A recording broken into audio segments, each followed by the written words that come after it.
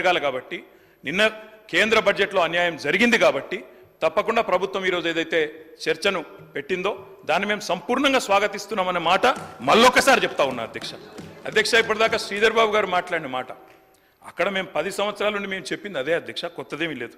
అయితే వారు చెప్పిన దానిలో ఒకటి ఏమన్నారు అధ్యక్ష, వారు తెలంగాణ అన్న పదమే నిన్న బడ్జెట్ స్పీచ్లో వినబడలేదు అన్నారు. వాస్తవం, మీరు చెప్పేది కరెక్ట్ శ్రీధర్ బాబు గారు. ఎందుకు వినబడలేదు అధ్యక్ష? ఆనాడు ఉమ్మడి ఆంధ్రప్రదేశ్లో ఇదే శాసనసభలో తెలంగాణ అన్న పదం నిషేధించారు. ఈరోజు అధ్యక్ష పార్లమెంట్లో తెలంగాణ అన్న పదం లేదు అంటే దానికి కారణం ఒక్కటే అధ్యక్ష, అక్కడ బీఆర్ఎస్ లేకపోవడమే కారణం తప్ప ఇంకోటి కానే కాదు. గులాబీ జెండా ఎగిరినాకనే తెలంగాణ ఇక్కడ మెయిన్ స్టే అయింది, అక్కడ కూడా ఉండేది అధ్యక్ష. ఈరోజు అక్కడ లేదు అధ్యక్ష. కేంద్ర బడ్జెట్ చూసినాక ఇలా తెలంగాణ ప్రజలు ఏమనుకుంటున్నారంటే అధ్యక్ష, చాలా స్పష్టంగా లెక్కలు తప్పినాయి అధ్యక్ష. వివేక్ లెక్కలు తప్పినాయి అధ్యక్ష. 8+8 మామూలు గణితం అయితే 16 అధ్యక్ష. కానీ ఇవాళ 8+8 గుండు సున్నా అని తెలంగాణ ప్రజలు అనుకునే పరిస్థితి వచ్చింది అధ్యక్ష. ఇది వాస్తవం అధ్యక్ష. ఎందుకంటే తెలంగాణ గడ్డ మీద పుట్టిన ప్రతి బిడ్డకు కలిగిన భావన నిన్న కేంద్ర ప్రభుత్వ బడ్జెట్ చూసినాక ఈ 10 సంవత్సరాలు ఏదైతే అన్యాయం జరిగిందో అదే అన్యాయం కొనసాగింపుగా ముందుకు పోతా ఉంది అధ్యక్ష. కాకపోతే హాస్యాస్పదం ఏమంటే మమ్మల్ని ఒక మాట అన్నారు అధ్యక్ష. ఏమన్నారు ముఖ్యమంత్రి గారు? ఏమన్నారు అధ్యక్ష? కేసీఆర్ గారు అనవసరంగా పంచాయతీ పెట్టుకున్నారు, ముఖ్యమంత్రిగా కేంద్ర ప్రభుత్వంతో పంచాయతీ పెట్టి కెలికి పంచాయతీలు పెట్టుకొని అనవసర బేసిజానికి వేయండి కాబట్టే 10 ఏళ్లలో ఏం కాలేదు, నేను అందుకే సఖ్యతతో ఉంటా అన్నారు. ఏమన్నారు అధ్యక్ష వారు? ఇక్కడ హైదరాబాద్లో ఒక మీటింగ్లో మోడీ గారు వస్తే ఏమని చెప్పినారు? మాది కేంద్ర ప్రభుత్వంతో ఇప్పటి నుంచి బంధాలు, అనుబంధాలు, సత్సంబంధాలు ఉంటాయి. మోడీ గారు పెద్దన్న లాంటి వారు, బడే బాయ్, నేను చోటే బాయ్ అన్నారు అధ్యక్ష. అన్నాదమ్ముల అనుబంధం మంచి అద్భుతమైన సినిమా పండించిన వేదిక మీద ముఖ్యమంత్రి గారు. మరి ఏమైంది అధ్యక్ష? ఈరోజు ఏం జరిగింది అధ్యక్ష? తన దాకా వస్తే కానీ ఇవాళ శ్రీధర్ బాబు గారు మాట్లాడుతున్నారు సవతి తల్లి ప్రేమ, కక్ష, వివక్ష. మరి మేమేం చెప్పినాం అధ్యక్ష? మేం చెప్పింది కూడా గదే ఇన్ని రోజులు. ఇప్పుడు మీ దాకా వస్తే మీకు తత్వం అర్థమైంది. వాళ్ళు ఎట్లా వ్యవహరిస్తారో, ఎన్నిసార్లు తిరిగినా, ఎక్కే విమానం దిగే విమానం అన్నట్టు 20 సార్లు ఢిల్లీలు దిగినా ఆడ ఏం జరగదన్న విషయం ఇప్పుడు అర్థమైంది మీకు. ఇప్పటికైనా వాళ్ళ తత్వం బోధపడ్డందుకు చాలా సంతోషం అధ్యక్ష. కాకపోతే మాకు మీలాగా కొన్ని అలవాట్లు లేవు. మేము ప్రయత్నం చేసినాం, చాలా పనులు కూడా సాధించినాం. ఏమేం సాధించినామో కూడా మీకు చెప్తాను. కానీ ఇతరులు సాధించింది మా ఖాతాలో వేసుకునే అలవాటు మాకు లేదు. కేంద్ర ప్రభుత్వం, ఆనాడు రాష్ట్ర ప్రభుత్వం, మేమందరం కూడా కొట్లాడి ఎలివేటెడ్ కారిడార్లు, రక్షణ శాఖ భూములు, ఇవన్నీ మా ప్రభుత్వ హయాంలో వర్క్ జరిగితే కాగితం మీరున్నప్పుడు వస్తే మేము సాధించినామని గొప్పలు చెప్పుకున్నారు. పర్వాలేదు, ఏం పర్వాలేదు. మేము 30,000 ఉద్యోగాలు ఇస్తే మీరు ఇచ్చినారని చెప్పుకున్నారు, అది కూడా పర్వాలేదు. కానీ ఇప్పటికైనా తత్వం బోధపడిందేమో అని చెప్పి నేను భావిస్తా ఉన్నాను. గౌరవ కేటీ రామారావు గారిని కోరుతా ఉన్నాను. ఈరోజు ఏపీ రీఆర్గనైజేషన్కు సంబంధించిన చట్టానికి సంబంధించిన ఆధారం తీసుకొని రాష్ట్రానికి రావాల్సిన హక్కులు, నిధులు, విధులకు సంబంధించిన అంశం విషయంలో ప్రస్తావన చేసుకొని పోదామంటే సార్, దానికి వారు చెప్పే ప్రతి అంశంపై మరొకసారి వేరే విధంగా చర్చ పెట్టండి.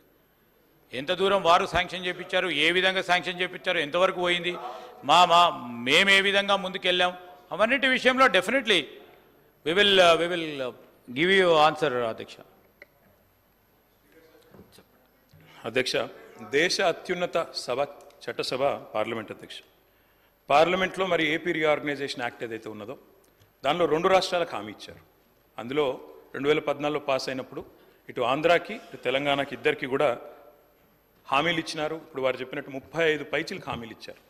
కానీ నిజంగా కూడా బాధాకరం అధ్యక్ష, ఒక రాష్ట్రానికేమో చేయూతనిచ్చి మరొక రాష్ట్రానికి చెయ్యి ఇవ్వడం, మొండి చేయి చూపెట్టడం అనేది నిజంగా కూడా మంచిది కాదు, ఇది అన్యాయం. తప్పకుండా ఈ తెలంగాణ హక్కులను ఇవి కాలరాయడమే అవుతుంది. వ్యవస్థీకరణ చట్టానికి ముఖ్యంగా తూట్లు పడవడమే అయినట్టుగా మేము కూడా భావిస్తూ ఉన్నాం అధ్యక్ష. పక్కవారు బాగుపడితే సంతోషపడతాం. ఆంధ్ర రాష్ట్రానికి డబ్బులు ఇచ్చారు, సంతోషం, ఇబ్బంది లేదు. కానీ మనకివ్వలేదు అనే బాధ మాత్రం ఇవాళ తెలంగాణలోని ప్రతి బిడ్డలో కూడా ఉన్నది అధ్యక్ష. ముఖ్యంగా కొట్లాడి తెచ్చుకున్న తెలంగాణలో ఇంత చిన్న చూపా కొట్లాడి తెచ్చుకున్న తెలంగాణ మీద అనే ఒక బాధ తప్పకుండా ఉన్నది అధ్యక్ష. తెలంగాణ హక్కులను ఎవరు హరించినా, ఎవరు ఇబ్బంది పెట్టినా తెలంగాణ ప్రయోజనాల విషయంలో తప్పకుండా వారి మెడలు వంచే బాధ్యత మరి తెలంగాణ కోసమే పుట్టిన పార్టీగా, తెలంగాణ గడ్డ మీద పుట్టిన పార్టీగా బీఆర్ఎస్ పార్టీ అనే మాట నేను మళ్ళొకసారి గుర్తు చేస్తా ఉన్నా అధ్యక్ష. అధ్యక్ష, కేసీఆర్ గారి పోరాట పటిమ గురించి చెప్పాల్సి వస్తే, మేము చేసిన కార్యక్రమాల గురించి చెప్పాల్సి వస్తే, 10 సంవత్సరాలు కేంద్రం మీద మేము చేసిన ప్రయత్నాల గురించి చెప్పాల్సి వస్తే, రాసుకుంటే రామాయణం అంతా, చెప్పుకుంటే భారతం అంతా అని అంత కథ ఉంది అధ్యక్ష. కానీ కొన్ని మాత్రం తప్పకుండా మీ దృష్టికి తీసుకొని రావాల్సిన బాధ్యత మా మీద ఉన్నదని నేను భావిస్తా ఉన్నా అధ్యక్ష. అధ్యక్ష, మొట్టమొదట రాష్ట్రం ఏర్పడ్డదో లేదో ఇంకా అప్పటికి ముఖ్యమంత్రిగా కేసీఆర్ గారు ప్రమాణ స్వీకారం కూడా చేయలేదు. చీఫ్ మినిస్టర్ డెసిగ్నేట్గా ఉన్నారు. 7 మండలాలు తెలంగాణకు సంబంధించి అన్యాయంగా ఒక ఆర్డినెన్స్ ద్వారా మరి ఆనాడు పోలవరంలో ముంపులో భాగంగా ఆంధ్రాలో కలిపితే మొట్టమొదటగా స్పందించింది, రాష్ట్ర బంధుకు పిలుపునిచ్చింది, ఆనాడు అప్పటి కేంద్ర ప్రభుత్వాన్ని వ్యతిరేకించింది మా పార్టీ అధ్యక్ష. ఆనాడు ఇంకా ప్రభుత్వం ఏర్పాటు చేయకపోయినా కొట్లాడింది మేము అధ్యక్ష. అధ్యక్ష, ఇది సెప్టెంబర్ 7, 2014. ఆనాడు కేసీఆర్ గారు మరి ప్రధానమంత్రి గారిని కలిసి తెలంగాణ రాష్ట్రానికి ప్రత్యేక ప్యాకేజ్ ఇవ్వండి, ప్రత్యేక హోదా ఇవ్వండి, ఆంధ్ర అడుగుతున్నది, మాకు కూడా స్పెషల్ స్టేటస్ ఇవ్వండి అని అడిగిన ప్రెస్ క్లిప్పింగ్ అధ్యక్ష. అధ్యక్ష, ఒక్కసారి కాదు అధ్యక్ష, 1,15,667 కోట్లు మా రాష్ట్రానికి ఇవ్వండి అని చెప్పి ముఖ్యమంత్రిగా ఆనాడు కేసీఆర్ గారు, ఇది సెప్టెంబర్ 16 మన 2016 ఫిబ్రవరి 12 అధ్యక్ష. అధ్యక్ష, ఒకటి కాదు అధ్యక్ష, ఇట్లా ఎన్నో సందర్భాలు. ఇక 2015లో అధ్యక్ష మళ్ళీ కలిసిన ఫోటోలు. అదేవిధంగా ఒక్కసారి కాదు అధ్యక్ష, ఎక్కని కొండలేదు మొక్కని బండలేదు అన్నట్టు ప్రతి విషయంలో, ప్రతి ప్రాజెక్టు విషయంలో కేంద్ర ప్రభుత్వం దగ్గరికి పలుమార్లు పోయినాం అధ్యక్ష. పోయి కొన్ని సాధించినాం, కొన్ని సాధించలేకపోయాం, రకరకాల ప్రయత్నాలు చేసినాం. వివక్షాపూరితమైన వ్యవహారం చేసినప్పుడు, ముఖ్యంగా సిఏఏ, ఎన్పిఆర్, ఎన్ఆర్సీ లాంటి విషయంలో తెలంగాణ శాసనసభలోనే తీర్మానం పాస్ చేసినాం అధ్యక్ష. పాస్ చేసి దిస్ వాజ్ ఇన్ 2020 మార్చ్ 26 అధ్యక్ష. మేము నిర్ద్వందంగా తిరస్కరిస్తున్నాము సిఏఏ, ఎన్ఆర్సీ అని చెప్పి కేంద్ర ప్రభుత్వానికి మా నిరసన కూడా చెప్పినాం అధ్యక్ష. Central amendment act, electricity amendment act తెచ్చి మోటార్లు పెట్టాల్సిందే, మీటర్లు పెట్టాల్సిందే మోటార్లకు అని మెడ మీద కత్తి పెడితే దాన్ని వ్యతిరేకిస్తూ శాసనసభలో తీర్మానం చేసినాం అధ్యక్ష. అధ్యక్ష, ఇది ఒకటే కాదు అధ్యక్ష, కాజీపేటలో కోచ్ ఫ్యాక్టరీ ఇవ్వలేందుకు మేము మా పార్టీ 2021 మార్చి నాడు చేసిన నిరసన. ఇవన్నీ ఏపీ రీఆర్గనైజేషన్ యాక్ట్ ప్రామిసెస్ అధ్యక్ష. 1 minute డిప్యూటీ సీఎం గారు. సార్ ఇన్నిసార్లు డిస్టర్బ్. అధ్యక్ష, ఈరోజు రాష్ట్ర ప్రజలంతా కూడా గంభీరంగా మనకు జరిగిన నష్టం పైన ఆవేదన చెందుతూ ఉన్నారు. దానికి సంబంధించి గౌరవ ముఖ్యమంత్రి గారి సభలో 2024-25 ఆర్థిక సంవత్సరాన్ని ప్రతిపాదించిన బడ్జెట్లో తెలంగాణ రాష్ట్రానికి కేటాయించాల్సిన నిధులు, ఇవ్వవలసిన అనుమతుల విషయంలో చూపించిన వివక్షపై సభలో చర్చకు అనుమతించాల్సిందిగా కోరుతున్నానని చాలా స్పష్టంగా చెప్పి దీని మీద చర్చించి అంతిమంగా మనకు జరిగిన నష్టం దాన్ని ఏ రకంగా పూడ్చుకోవాలని దానిపైన సభలో సభ్యులందరూ అభిప్రాయాలు తీసుకుందాం, చర్చగా పెడితే అది వదిలేసి గత 10 సంవత్సరాల క్రితం నుంచి వారు ఏం చేశారో ఇది చెప్పుకుంటూ పోతే దానికోసం కాదు కదా చర్చ పెట్టింది. ఇప్పుడు జరిగిన నష్టాన్ని ఎట్లా పూరించుకోవాలని దానిపైన గౌరవ సభ్యుల్ని మాట్లాడవలసిందిగా కోరుతూ, జరిగిన నష్టాన్ని ఏ రకంగా పూడ్చుకోవాలి, మనం అందరం కలిసి ఏం చేయాలి, సభలో ఉన్నటువంటి సభ్యులందరూ కలిసి తీర్మానం చేయాలా, లేకపోతే కేంద్ర ప్రభుత్వం దగ్గర పోయి ఏమైనా అడగాల, ఏం చేయాలో మీ సూచనలు చెప్పండి, దాని ప్రకారం తీర్మానం చేద్దాం. దాంట్లోకి రండి అధ్యక్ష, వారికి స్పష్టంగా చెప్పండి అధ్యక్ష. కేటీ రామారావు గారు. అధ్యక్ష, వారు చెప్పింది వాస్తవం అధ్యక్ష. కానీ వివక్ష ఈ రోజు కాదు భట్ గారు, 10 ఏళ్ల వివక్ష. శ్రీధర్ బాబు గారు మాట్లాడింది కూడా అదే కదా. పునర్విభజన చట్టం ఎప్పుడు వచ్చింది? 2014. అందులో నెరవేర్చిన అంశాలు ఎప్పటి నుంచి ఉన్నాయి? 10 ఏళ్ల నుంచి ఉన్నాయి. ఇక మీరు అట్లా కాదు, మేము చెప్పిందే మాట్లాడాలంటే రాష్ట్ర పంపని చదువుతాం. మరి నేనేమంటున్నా అంటే పద్ధతి కాదు, మా వర్షన్ మమ్మల్ని చెప్పుకొని ఇవ్వాలి కదా. 10 ఏళ్ళు మేము చేసిన ప్రయత్నాలు కూడా చెప్పాలి కదా. 7 ఏళ్ల కింద పుట్టలేదు కదా తెలంగాణ, 7 నెలల కింద కాదు కదా, 10 ఏళ్ల కింద పోరాటాలతో పుట్టింది అధ్యక్ష. ఒకటి కాదు, ఎన్ని పెండింగ్ ఇష్యూస్ ఎన్నిసార్లు పరిశీలి చేసినామంటే లెక్కలేదు అధ్యక్ష. చివరికి ఓబీసీ సెన్సస్ కావాలి అని స్టేట్ అసెంబ్లీలో తీర్మానం చేసి పంపాం. అది మాత్రమే కాదు అధ్యక్ష, ఎన్నో రకాల విషయాల్లో ఆఖరికి వ్యవసాయ చట్టాలు కేంద్ర ప్రభుత్వం రైతులకు వ్యతిరేకంగా తెస్తే ఇది మా పార్లమెంట్ సభ్యులు మొత్తంగా పార్లమెంట్లో ప్రొటెస్ట్ చేసింది అధ్యక్ష. అధ్యక్ష, కేటీఆర్ గారు ఏమంటే నేను తప్పు మాట్లాడుతున్నాను సరే, ఇబ్బంది ఉందా? బీజేపీకి వ్యతిరేకంగా మాట్లాడితే మీకెందుకు సార్ ఇబ్బంది, వాళ్ళకెందుకు ఇబ్బంది నాకు అర్థం కాదు. మరి ఇంకేమున్నది ఇబ్బంది నాకు అర్థం కాదు. సబ్జెక్టే మాట్లాడుతున్నా కదా, పంపించండి సార్, లేకపోతే ఏం రాయాలి, ఏం మాట్లాడాలో పంపించండి, మాట్లాడతాం. ఇదేం పద్ధతి సార్? ఏం మాట్లాడాలో కూడా మీరే చెప్తారా? ఏం మాట్లాడాలో మీరే చెప్తారా సార్? టూ మచ్ ఇది sir. I'm a senior member, నేను 5 సార్లు గెలిచి వచ్చినోడిని. నాకు ఏం మాట్లాడాలో తెలుసు, హౌస్లో ఎలా ఉండాలో తెలుసు. ఈ రకంగా డిక్టేట్ చేయడం కరెక్ట్ కాదు ట్రెజరీ బెంచెస్ మాకు. అధ్యక్ష, మా పార్టీ పరంగా గత 10 ఏళ్ళు ప్రభుత్వంలో మేము ఆనాడు కేంద్రం ధాన్యం కొనుగోలు చేయనంటే స్వయంగా మొత్తం క్యాబినెట్ ముఖ్యమంత్రితో సహా పోయి అక్కడ నూకలు తినండి అంటే ఇగో మేము పోయి కేంద్రంలో ధర్నా చేసి ఢిల్లీలోనే ధర్నా చేసి కూడా వచ్చిన వాళ్ళం అధ్యక్ష. మాకేమీ ఇవి కొత్త కాదు అధ్యక్ష. రాష్ట్రపతి ప్రసంగాన్ని కూడా బహిష్కరించింది టీఆర్ఎస్ ఎంపీలు. అదేవిధంగా బయ్యారంలో ఉక్కు ఫ్యాక్టరీ పెట్టకపోతే ఇక్కడే మాత్రమే కాకుండా ఢిల్లీ దాకా కూడా నిరసన తీసుకుని పోయింది మా ఎంపీలు. అదేవిధంగా అధ్యక్ష, కంటోన్మెంట్ విషయంలో కేంద్ర ప్రభుత్వం ఇబ్బంది పెడుతుంటే వాటిని కూడా లేవనెత్తింది మేము అధ్యక్ష. ఇక వాటి విషయం వదిలేస్తే నిన్నటి బడ్జెట్కి వస్తే అధ్యక్ష, నిన్నటి బడ్జెట్లో కూడా కోటి ఆశలతో ఏర్పడ్డ ఈ రాష్ట్రంలో ముఖ్యమంత్రి గారు కూడా చిన్న వయసులో ముఖ్యమంత్రి అయ్యారు రేవంత్ రెడ్డి గారు. కాబట్టి సహజంగానే ఉత్సాహంగా మీ ముఖ్యమంత్రి గురించే చెప్తున్నా బ్రదర్, ఎందుకు తొందరపడుతుంది? అరే మీ ముఖ్యమంత్రి గురించి చెప్తున్నా భయ్ విను. కేటీఆర్ గారు ముఖ్యమంత్రి గారు చిన్న వయసులో ముఖ్యమంత్రి పదవిని అధిష్ఠించారు. వారు అన్నట్టు కష్టపడే వచ్చినారు, సంతోషం. I congratulate you Revanth Reddy గారు. రేవంత్ రెడ్డి గారికి కూడా ఉత్సాహంగా వారు పాపం చాలాసార్లు ప్రధానమంత్రిని, ముఖ్యమంత్రుల్ని, అక్కడ కేంద్ర మంత్రుల్ని కలిసినారు. కలిసి కూడా రిప్రజెంట్ చేసినారు అధ్యక్ష.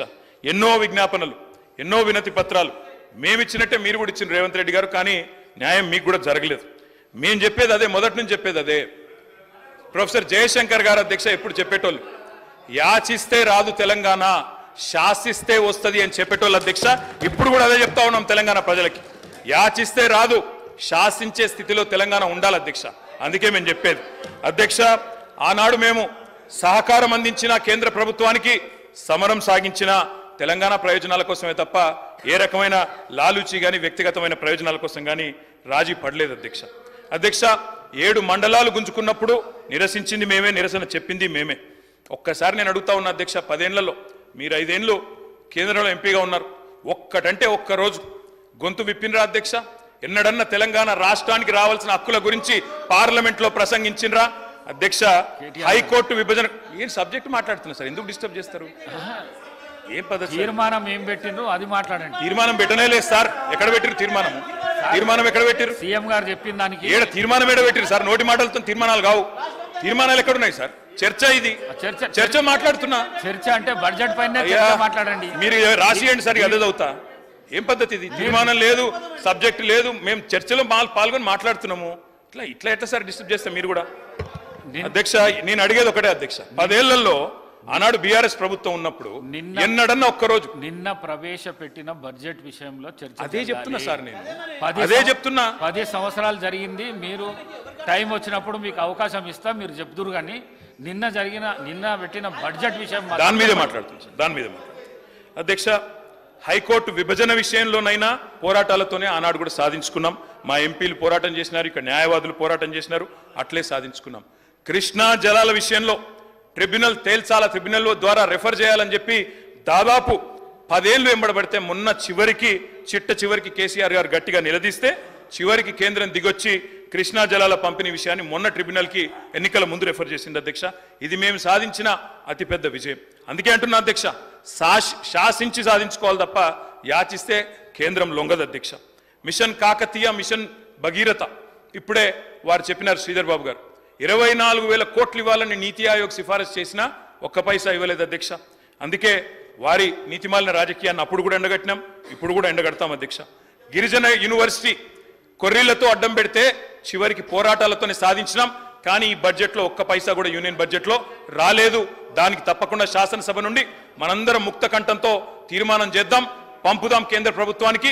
మా మద్దతు సంపూర్ణంగా ప్రభుత్వం ఉంటుందనే మాట మళ్ళొక్కసారి చెప్తా ఉన్నా అధ్యక్ష. మన ప్రాజెక్టులకు జాతీయ ప్రాజెక్టు హోదా ఇవ్వలేదు.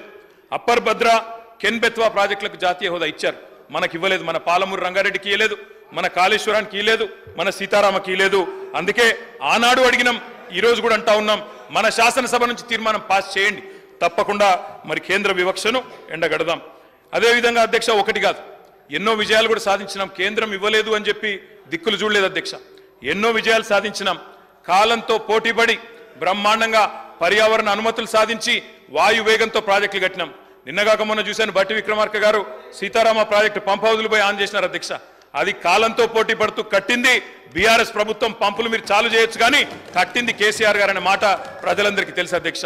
కాళేశ్వరం అయినా పాలమూరు రంగారెడ్డి అయినా అన్ని కూడా చేసుకున్నాం అధ్యక్ష. కేంద్రం రూపాయి ఇవ్వకపోయినా దమ్మిడి పైసా సాయం చేయకపోయినా చేసుకున్నాం.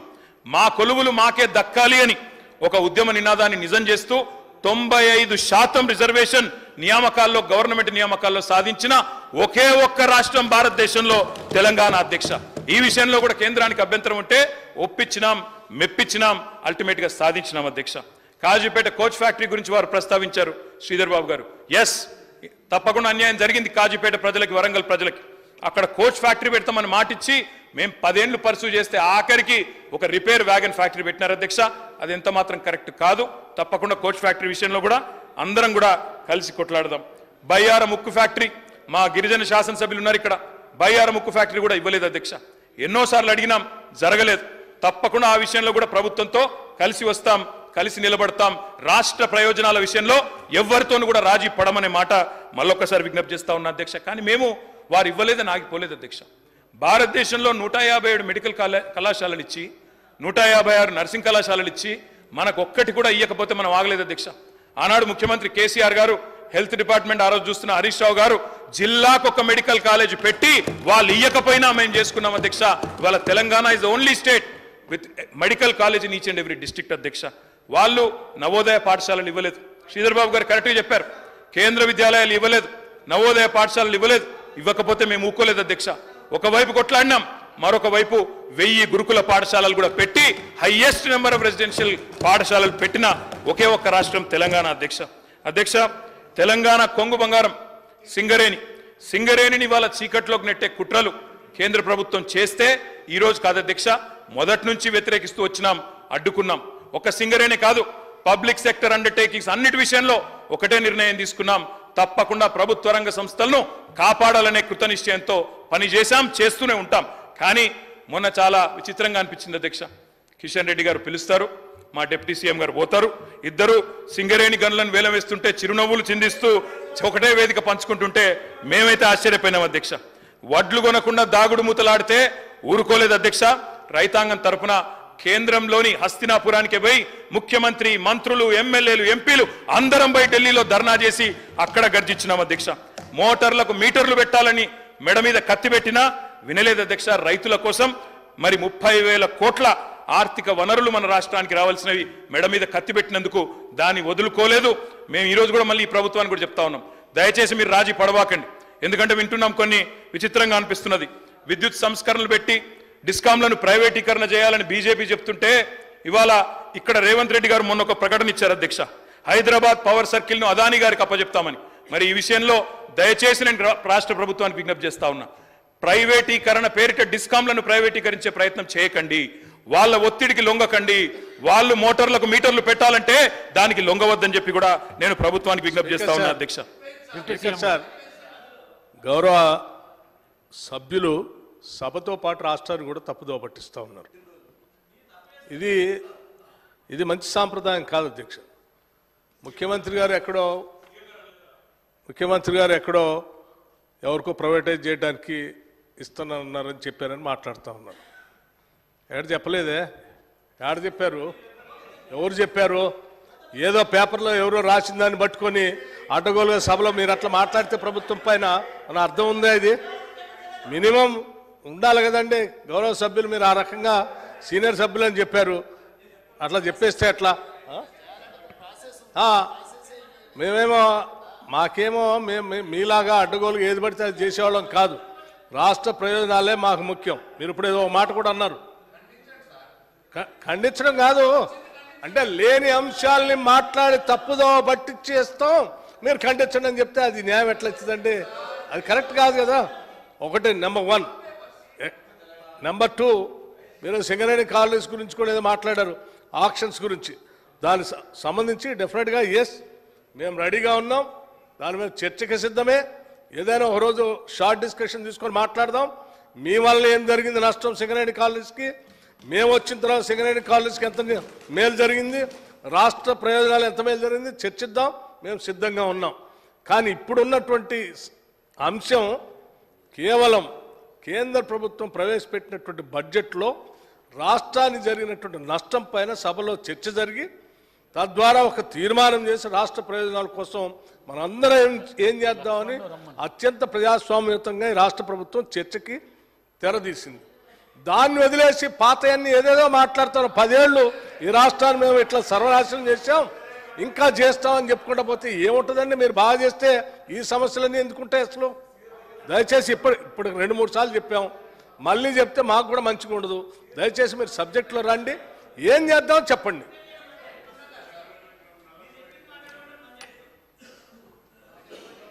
కేటీ రామారావు గారు. అధ్యక్ష వారు ఇంత ఆవేశం ఎందుకు పడ్డారో బట్టి గారు మామూలుగా అయితే ఆవేశం రాదు ఆయనకి, ఇది ఎందుకు బాగా ఆవేశపడుతున్నారు బట్టన్న?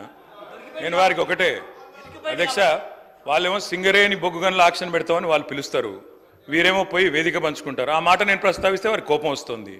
ముఖ్యమంత్రి గారు స్వయంగా అదానికి ఇస్తా అని చెప్తారు. ఎలక్ట్రిసిటీ డిపార్ట్మెంట్ మీరు చూస్తున్నారు బట్టి గారు, మీరు తెలుసుకోండి. మీ సదర్న్ డిస్కమ్ ఏదైతే ఉందో, ఎస్పీడీసీలు ఏదైతే ఉందో పిలుచుకోండి. మన ఓల్డ్ సిటీలో గొడవలు అయినాయా లేవా? బిల్లు కనెక్షన్కి పోతే అదానీ మనుషులు వచ్చినారని చెప్పి ఇంటెలిజెన్స్ రిపోర్ట్ ముఖ్యమంత్రి గారికి రోజు వస్తుంది. తెలుసుకోండి, గొడవలు అవుతున్నాయా లేవో తెలుసుకోండి. ఓల్డ్ సిటీ శాసనసభ్యులతో మీటింగ్ పెట్టండి, వారి భయాలు తప్పని చెప్పండి. అంతేగాని మా మీద ఎదురుదాడి చేస్తే ఏమొస్తుంది? అయ్యా ఇప్పుడు మేము ఏమన్నా తప్పులు చేసింటే, పొరపాట్లు చేసింటే దానికే కదా మమ్మల్ని శిక్షించి ఇక్కడ కూర్చోబెట్టారు. ఇప్పుడు మీరు సరిగ్గా చేయండి. మేమేమంటున్నాము? డిస్కామ్లు ప్రైవేటీకరణ చెయ్యము అని కుండబద్దలు కొడుతూ ముఖ్యమంత్రి గారు మీరు స్టేట్మెంట్ ఇవ్వండి. అదానికి అప్పచెప్పము అని స్టేట్మెంట్ ఇవ్వండి. అదానికి బెదరము అని స్టేట్మెంట్ ఇవ్వండి. అది ఎందుకు మాట్లాడట్లేదు మీరు? ఎందుకు భయపడుతున్నారు? ఎవరి కోసం భయపడుతున్నారు? మళ్ళీ ఎదురుదాడి ఎందుకు దాని మీద? దయచేసి నేను మిమ్మల్ని కోరేది ఒకటే, మేము ఆనాడైనా ఈనాడైనా పబ్లిక్ సెక్టర్ అండర్టేకింగ్స్ విషయంలో we have abundant clarity. Hyderabad metro విషయంలో కూడా ఇవాళ ముఖ్యమంత్రి గారే మున్సిపల్ డిపార్ట్మెంట్ చూస్తున్నారు. హైదరాబాద్ మెట్రో విషయంలో కూడా కేంద్ర ప్రభుత్వ సహకారాన్ని అడిగినాం, ఎన్నడూ రాకపోయినా మేము ఆగలేదు. మేము దాదాపుగా 415 కిలోమీటర్ల మెట్రో ఎక్స్పాన్షన్ ప్లాన్ చేశాం. ఎయిర్పోర్ట్ ఎక్స్ప్రెస్ది నిజానికి టెండర్ కూడా ఫైనల్ చేశాం. సరే వారు రద్దు చేశారు, వారి ఇష్టం. ప్రభుత్వం వారిది, వారి ఇష్టం. ప్రజలు అల్టిమేట్గా వారు సమాధానం చెప్తారు. అధ్యక్ష, ఒక్క ప్రయత్నం కాదు అధ్యక్ష, ఎన్నో ప్రయత్నాలు చేసి ఎన్ని ఆంక్షలు పెట్టినా, ఆర్థికంగా ఇబ్బందులు పెట్టినా గత 10 ఏళ్లలో తెలంగాణ రాష్ట్రాన్ని బ్రహ్మాండంగా భారతదేశంలోనే అగ్రగామిగా నిలబెట్టాం. కానీ బాధ ఎక్కడ అనిపిస్తుంది అంటే అధ్యక్ష, వాళ్ళేమో డబ్బులు ఇవ్వరు, వాళ్ళు సతాయిస్తారు. మీరేమో ఇవాళ రాష్ట్రంలో పదవుల్లో కూర్చొని ముఖ్యమంత్రిగా మంత్రిగా ఉండి రాష్ట్రం మీద నిందలేసే విధంగా మాట్లాడితే అప్పు ఎక్కడ పుడుతుంది? కొత్త పెట్టుబడులు ఎక్కడి నుంచి వస్తాయి అధ్యక్ష? బ్రహ్మాండంగా ఉన్న రాష్ట్రాన్ని దివాలా తీసింది, ఇన్ని వేల కోట్ల అప్పు, ఇంత కడుతున్నా అంత కడుతున్నా అని స్వయంగా ప్రభుత్వ పెద్దలే మాట్లాడితే రేపు ఎవరైనా వస్తారా అధ్యక్ష మన దగ్గరికి? దయచేసి నేను మిమ్మల్ని కోరేది ఒకటే అధ్యక్ష, గౌరవ సభ్యులకి కేంద్ర ప్రభుత్వం, భారతీయ జనతా పార్టీ నాయకత్వంలో కేంద్ర ప్రభుత్వం నిన్న ప్రవేశపెట్టినటువంటి బడ్జెట్లో ఈ రాష్ట్రానికి చేసినటువంటి అన్యాయం గురించి మాట్లాడటానికి సిద్ధంగా లేరు. వారు దాని గురించి మాట్లాడితే కేంద్ర ప్రభుత్వానికి ఎక్కడ కోపం వస్తుందో, లేకపోతే భారతీయ జనతా పార్టీకి ఎక్కడ కోపం వస్తుందో అని అసలు అంశాన్ని పక్కన పెట్టి ఆవు కథలాగా మళ్ళీ మొదటికే వచ్చి ఈ చర్చ వదిలేపెట్టి మిగతా అన్ని మాట్లాడుతూ ఉన్నారు. ఎన్నిసార్లు అధ్యక్ష నేను విజ్ఞప్తి చేసిందో? 3 సార్లు విజ్ఞప్తి చేశాను. అయ్యా చర్చకి రండి, ఈ సబ్జెక్టు మీద మాట్లాడండి. నేను ఇదంతా వదిలేసి మళ్ళీ గతంలో చిన్నప్పుడు వినేవాళ్ళం ఆవు కథల, ఏదొచ్చినా మళ్ళీ ఆవుకి 4 కాళ్ళు ఉండు, తోక ఉండు అన్నట్టు మళ్ళీ ఆ 10 ఏళ్ళదే చెప్తున్నారు తప్ప దీని మీద మాత్రం మాట్లాడటానికి ఇష్టపడట్లేదు. దయచేసి సార్, నేను మీ ద్వారా మరొక్కసారి వారిని విజ్ఞప్తి చేస్తాను, దయచేసి ఈ సబ్జెక్టు మీద మీకు నిజంగా రాష్ట్ర ప్రయోజనాలపైన ఏమాత్రం ప్రేమ ఉన్నా, రాజకీయ ప్రయోజనాలు కాదు మాకు, రాష్ట్ర ప్రయోజనాలే మాకు ముఖ్యమైనవి. భారతీయ జనతా పార్టీతో మేము అంటగాగట్లేదు, మాకు వాళ్ళకి ఎటువంటి అండర్స్టాండింగ్ లేదు, చీకటి ఒప్పందం లేదు. రాష్ట్ర ప్రయోజనాలే మాకు ముఖ్యం. బడ్జెట్లో వాళ్ళు చేసినటువంటిది అన్యాయాన్ని ఎండగడతాం. సభ ఏ తీర్మానం చేసినా మేము సిద్ధంగా ఉంటామని చెప్తా అంటేనేమో చెప్పండి. లేదు లేదు, వాళ్ళు చేసింది కరెక్టే, వాళ్ళతో పాటు మా పార్టీని కూడా అందులో విలీనం చేస్తాం, మేము అంతా కరెక్ట్ చేసామని మీరు ముందు పోదామని చెప్పి దాని మీద మాట్లాడకుండా పాత కథని ఆవు కథని చెప్తా అంటే గౌరవ సభాపతి గారిని కోరుతాను, ఇంకో సభ్యులైనా మాట్లాడించండి, కనీసం రాష్ట్రానికి న్యాయం జరుగుతుంది. అధ్యక్ష కేటీ రామారావు గారు కన్క్లూడ్ చేయండి, సబ్జెక్టే మాట్లాడండి. ఎందుకు సార్ భయం అవుతుందా? వాళ్ళకు భయం అవుతుందా? అదాని గురించి మాట్లాడితే భయం అవుతుందా? ఎవరి గురించి మాట్లాడితే భయం అవుతుందా? అంతగానం ఎందుకు భయపడుతున్నారు సార్? కంక్లూడ్ ఎందుకు చేయాలి సార్? ఇంత ఇంపార్టెంట్ సబ్జెక్టు, ఇంత ఇంపార్టెంట్ సబ్జెక్ట్ ఎంతమంది డిస్టర్బ్ చేస్తారు? ఎంతమంది డిస్టర్బ్ చేస్తారు దాని మినిస్టర్ విషయంలో మళ్ళా వేరే రూపంలో రండి, సమాధానం చెప్తాం. అధ్యక్ష అధ్యక్ష నిజంగా వారి వారి వారి వ్యవహారం చూస్తూ ఉంటే ఇంకా ప్రతిపక్షంలో ఉన్నట్టే ఉంది అధ్యక్ష. నాకైతే ఆ గొంతులు దించుకోవడాలు, ఆగమాగం లేచి మాట్లాడు. ముఖ్యమంత్రి గారు చాలా సంయమనంతో ఉండాలి. వారే రన్నింగ్ కామెంటరీ చేస్తున్నారు. నేను వారికి ఒకటే చెప్తా ఉన్నా అధ్యక్ష, వారు ఓన్లీ బడ్జెట్ కన్ఫైన్ అయ్యి మాట్లాడమని వారే అంటారు. ఏదో చీకటి ఒప్పందాలని ముఖ్యమంత్రి గారు మాట్లాడతారు, విలీనాలని ఉప ముఖ్యమంత్రి గారు మాట్లాడతారు. మీ ఇద్దరికి నేను స్పష్టంగా చెప్తా ఉన్నా, ఈ వేదిక ద్వారా చెప్తా ఉన్నా, ఎలాంటి చీకటి ఒప్పందాలు చేసుకోవాల్సిన దౌర్భాగ్యం మాకు లేదు. ముమ్మాటికి తెలంగాణ ప్రజల పక్షాన బ్రహ్మాండంగా ఇక్కడే ఉంటాం, గొంతు విప్పుతాం, మిమ్మల్ని అడుగడుగున ఎండగడతాం. 6 గ్యారెంటీలు ఏవైతే ఇవాళ కేంద్ర బడ్జెట్ మీద లేకపోతే కేసీఆర్ ప్రభుత్వం మీద నెపం వేసి తప్పించుకోవాలని మీరు ఏదైతే ఇవాళ ఒక డ్రామా చేస్తున్నారో తప్పకుండా దీన్ని ఎండగడతామని మాట కూడా విజ్ఞప్తి చేస్తాం. వదిలిపెట్టం. 6 గ్యారెంటీలు అమలయ్యేదాకా వదిలిపెట్టం. ప్రజల తరపున అడుగుతూనే ఉంటాం, కడుగుతూనే ఉంటాం. ఆ విషయంలో మీరెట్టి పరిస్థితుల్లో ఆలోచన కూడా చేయాల్సిన అవసరం లేదు. అధ్యక్ష, కేంద్రం ఇయ్యలేదు అని చెప్పి మేము ఆగలే. భారతదేశంలోనే లార్జ్ స్టేట్స్లో 2014లో 12వ స్థానంలో ఉండే తలసరి ఆదాయంలో తెలంగాణ. కేంద్రం ఇయ్యకపోతే మేము ఆగలే, పని చేసుకుంటూ పోయినాం. నెంబర్ 1 స్టేట్ చేసినాం తలసరి ఆదాయంలో. రిజర్వ్ బ్యాంక్ లెక్క ఇది.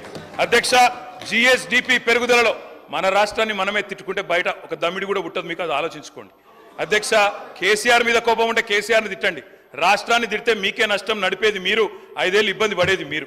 అధ్యక్ష, జిఎస్డిపి పెరుగుదలలో ఇవాళ గర్వంగా చెప్తున్నా అధ్యక్ష, తెలంగాణ బిడ్డగా చెప్తున్నా అధ్యక్ష, 2.8% తెలంగాణ జనాభా భారతదేశంలో. కానీ we contribute 5% to India GDP. We are an economic engine like Sridhar Babu said. Yes, 4% ఉండే 2014లో మేము అధికారంలోకి వచ్చినాడు 1% జీడిపి కాంట్రిబ్యూషన్ పెంచినాం. I would request my friend Sridhar Babu to correct himself. మీరు ఒక మాట అన్నారు శ్రీధర్ బాబు గారు మాట్లాడుతూ, 5 ట్రిలియన్ ఎకానమీ వికసిత్ భారత్ 2047 అని. 2047 కాదు, 5 ట్రిలియన్ ఎకానమీ రాబోయే సంవత్సరంన్నరలోనే అయిపోతుంది. అక్కడ ఎవరు ఉన్నా లేకపోయినా అవుతుంది. ఆ విషయం I want you to correct yourself. అధ్యక్ష, సొంత పన్నుల రాబడిలో భారతదేశంలో స్టేట్ ఓన్ ట్యాక్స్ రెవెన్యూస్లో నెంబర్ 1, నెంబర్ 2 స్థానంలో తెలంగాణ నిలబెట్టింది మేము. పేదరిక నిర్మూలనలో అగ్రభాగం నిలబెట్టాం.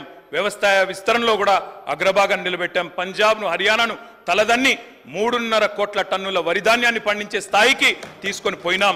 ఇవాళ ఫుడ్ కార్పొరేషన్ ఆఫ్ ఇండియా కేంద్ర ప్రభుత్వం చేతులెత్తేసి నూకలు తినండి అని చెప్పే పరిస్థితి కూడా కల్పించింది మేమనే మాట కూడా గుర్తు చేస్తా ఉన్నాం. ఈజ్ ఆఫ్ డూయింగ్ బిజినెస్ లో అగ్రభాగాన 1, 2, 3 ర్యాంక్స్ లో నిలబెట్టాం తెలంగాణను. అదేవిధంగా 24 గంటల కరెంటు అన్ని రంగాలకు ఇస్తున్న ఒకే ఒక్క రాష్ట్రం తెలంగాణగా నిలబెట్టింది మేము.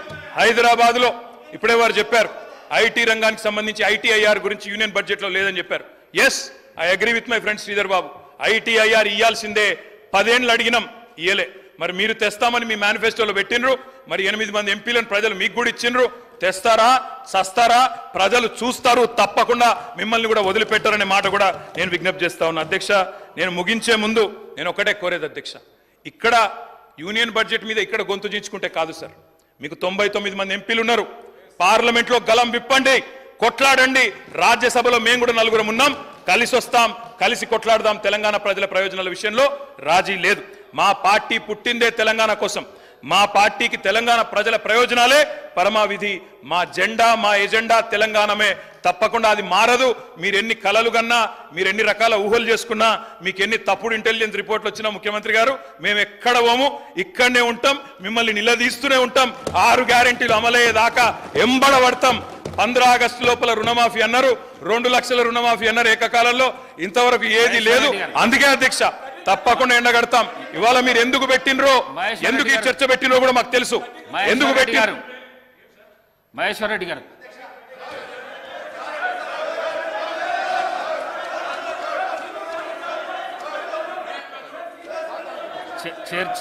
చర్చ ఏం జరుగుతున్నది? చర్చ ఏం చేయాలి? గవర్నమెంట్ మీద దుమ్మెత్తిపోయేనికి చర్చనా, లేకుంటే బడ్జెట్ మీద చర్చనా? బడ్జెట్ మీద మాట్లాడండి, బడ్జెట్ మీద మాట్లాడండి, బడ్జెట్ మీద మాట్లాడండి సార్. మీరు అవకాశం దొరికి చాలా ఆశ్చర్యంగా ఉంది, ఇది చాలా ఆశ్చర్యంగా ఉంది. మీరు first of all union budget లో మీకు మంచి అవకాశం దొరికింది మాట్లాడడానికి. బడ్జెట్ నిన్న పెట్టిన బడ్జెట్ మీద చర్చ జరగాలి. దాన్ని విడిచిపెట్టేసి మీ 10 సంవత్సరాల చరిత్రను చెప్తే ఎట్లా సార్? మీరు దానికి మళ్ళొకసారి అవకాశం ఇస్తా నేను. మీరు మాట్లాడుతురు స్పీకర్ సార్. అదాని అంబానీ చర్చ 10 సంవత్సరాలది మొత్తం చెప్తురు తప్పకుండా చెప్తాం సార్.